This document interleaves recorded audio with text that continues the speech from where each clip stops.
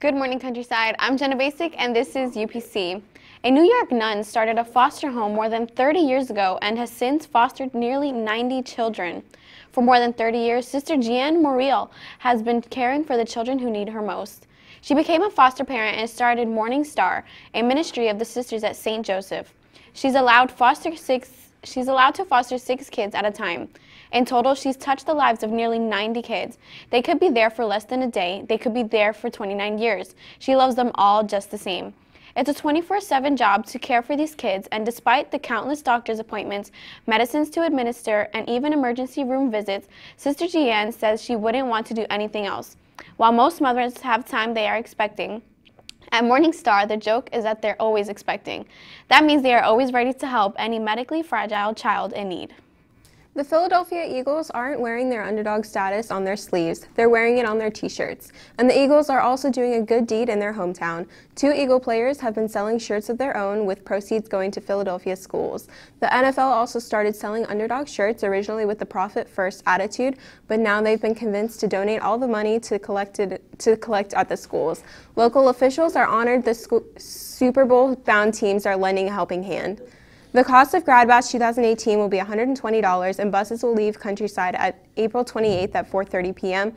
and return at 4 o'clock a.m. The last day to buy tickets online is March 27th, and the last day to buy tickets from Mr. Straub is March 21st. For more information, see Mr. Straub in D-Wing. There will be a Gold Gang board meeting after school today in Ms. Trawine's room K7 to discuss our last tailgate. Only board members and captains need to attend. In entertainment, Alexis has a story on Elton John. Alexis? Thanks, Jenna. With 38 gold records, 31 platinum albums, and over 50 top 40 hits, singer Elton John is going on his farewell tour in Tampa and Orlando. He'll perform at Orlando's Amway Center on November 27th and Tampa's Amalie Arena on November 28th. Tickets for the Tampa show go on sale Friday, February 2nd, with pre-sales available for some customers on January 25th and 30th. The Farewell Yellow Brick Road Tour will begin in the United States on September 8th and will include more than 300 shows across 5 continents. That's all I have in entertainment. Now back to the news desk. The parents of a Texas toddler say their son started hallucinating while battling the flu. They believe a popular flu treatment may have been part of the reason for his odd behavior. Stephen Weiland, about to turn 2, looks as calm as could be for someone in an ambulance after having seizures at home. But after doctors diagnosed him with the flu this month and started him on treatment, Stephen's parents said their son changed almost immediately. Stephen had been given an anti-seizure medication, which doctors warned him parents could cause rage. But he was also on the flu medication, Tamiflu. This month, an Allen family said their 6-year-old daughter taking Tamiflu tried to jump out a window. And an Indiana family said their daughter saw bugs on her body and heard voices. Andrea Wallen said it didn't happen right away, but over several hours, her son started to return to normal. He has continued to take his seizure medication without any problems.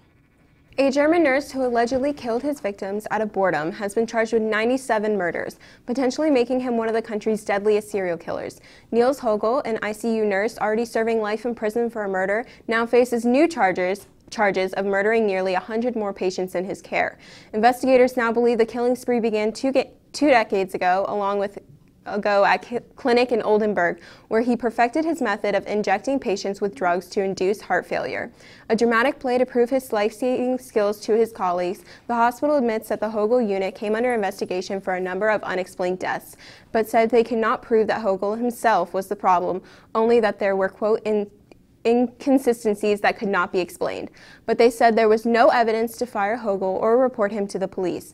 At the end of his term, he had an exit interview that the CEO told us, "We impressed upon him that he could leave the clinic and not work with any patients anymore, but Hogel did not stay away from the patients." The Oldenburg Clinic told us that they offered payments and other support to the victims and stressed that Hogel and the clinic are responsible for these actions. Families say at the least they want the truth, even if it comes from the testimony of the killer. That's all we have for you today on UPC. Thank you for watching. Have a great day, Countryside.